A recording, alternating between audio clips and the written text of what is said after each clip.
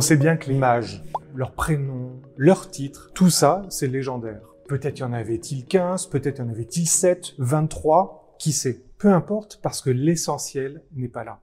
L'essentiel de l'épiphanie, c'est qu'il y a un message à décoder. Quelque chose qui est dissimulé et que l'on doit découvrir, quelque chose qui est caché, un peu comme la fève dans la galette, et qu'il s'agit de relever. Épiphanie d'ailleurs, vous le savez vraisemblablement, ça vient du grec épiphanéia, c'est-à-dire révélation. Ce qui est caché advient, ce qui est dissimulé est découvert. En fait, c'est un peu, si vous voulez, comme dans les bandes dessinées ou les dessins animés, quand il y a une ampoule qui s'allume et qui fait tilt, ça y est, j'ai compris. L'épiphanie, c'est ça. C'est quand on a compris. Des choses qui pour nous sont fondamentales parce que cet épisode de l'épiphanie nous dit véritablement qui est l'enfant qui vient de naître. Qui est ce Jésus? La première chose à comprendre, c'est que Jésus est Dieu et qu'il est venu pour tout le monde. Venu pour tous, mais c'est la couleur symbolique des mages qui nous le dit. Pourquoi y en a-t-il un blanc? Pourquoi y en a-t-il un noir? Pourquoi y en a-t-il un jaune? Parce qu'ils symbolisent tous les continents que l'on connaît à l'époque de la naissance de Jésus. Et ils nous disent bien, tous les trois, avec leurs trois couleurs de peau, que Jésus est venu pour tout le monde.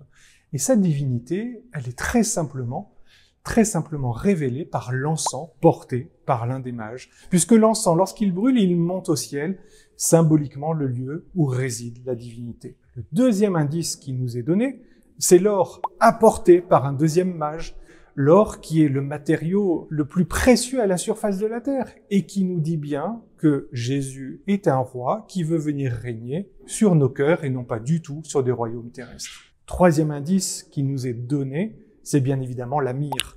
La myrrhe, on connaît cette plante depuis l'Antiquité très tardive, on sait qu'elle était utilisée en Égypte pour embaumer les corps des pharaons, pour les aider à passer sur l'autre rive, sur le Styx, pour partir dans l'au-delà. Bien évidemment, nous les chrétiens, nous avons vu dans l'ustensile myrrhe une préfiguration de la résurrection du Christ. Alors vous sentez véritablement combien cette fête de l'Épiphanie, elle a plein de choses à nous faire découvrir. Tilt, Eureka, Épiphanie, ça y est, j'ai compris. Alors peut-être qu'on mettra autant d'ardeur à découvrir Jésus à l'œuvre dans nos vies, qu'on en mettra à chercher la fève cachée dans la galette après avoir mangé la bûche à Noël. Toujours est-il que ces propos m'ont, moi, bien ouvert l'appétit et donc j'y file. À bientôt.